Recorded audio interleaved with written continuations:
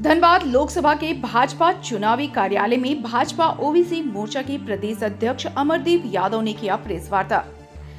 इस प्रेस वार्ता में अमरदीप यादव ने ओबीसी सामाजिक सम्मेलन, ओबीसी युवा संवाद और छात्रावास संपर्क के बिंदुओं, केंद्र सरकार की उपलब्धियों को गिनवाया।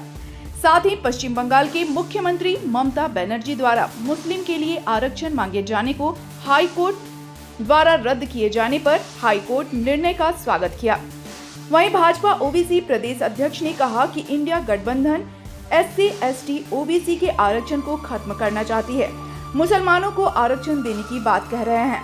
2014 में भाजपा राज्य में थी, उस समय ओबीसी को आरक्षण का लाभ देते हुए पंचायत नगर निकाय का चुनाव कराए थे, जबकि वर्तमान सरकार ने पंचायत चुनाव में ओबीसी को आरक्षण लाभ दिए बिना चुनाव कराया। हम इस बयान की निंदा करते हैं और कल के हाई कोर्ट के फैसले से यह स्पष्ट हो गया कि वर्तमान में जो लोकसभा चुनाव में जो एक तथाकथित इंडी गठबंधन बना है, यह ST, SC और ओबीसी का विरोधी है।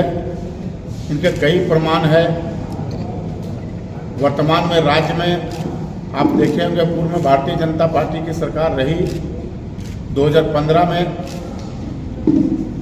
पंचायत चुनाव में ओबीसी का आरक्षण दिया गया बीजेपी की सरकार द्वारा। 2018 में नगर निकाय चुनाव में ओबीसी को आरक्षण दिया गया। यह सरकार 2020 से अभी तक चल रही है। लगभग 4.5 वर्ष बीत चुके। पंचायत चुनाव में इन्होंने ओबीसी को आरक्षण नहीं दिया और नगर निकाय चुनाव में ओबीसी को आरक्षण देने की मंशा नहीं है, इसलिए यह चुनाव नहीं करवा रहे।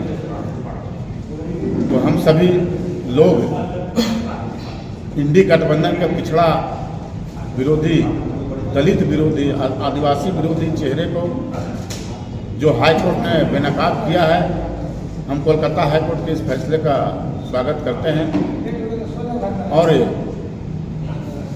जनता से यह आग्रह करते हैं कि आप आने वाले चुनाव में इस इंडी गठबंधन को सबक सिखाएं कि ये जब चाहे राज्य में चाहे केंद्र में सत्ता में आई है, इन्होंने पिछड़े आदिवासियों और दलितों का हक को छीना है। पूर्व में प्रधानमंत्री मनमोहन सिंह ने भी यह विषय को कहा था। आप सभी जानते हैं कि देश के संसाधनों में पहला हक मुसलमानों का है।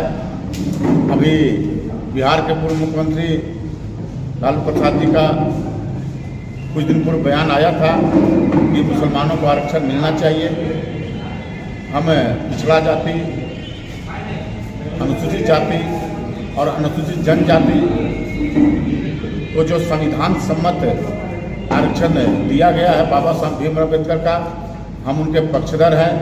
आदरणीय श्री नरेंद्र मोदी जी ने पिछड़ा वर्ग आयोग को संवैधानिक दर्जा दिया।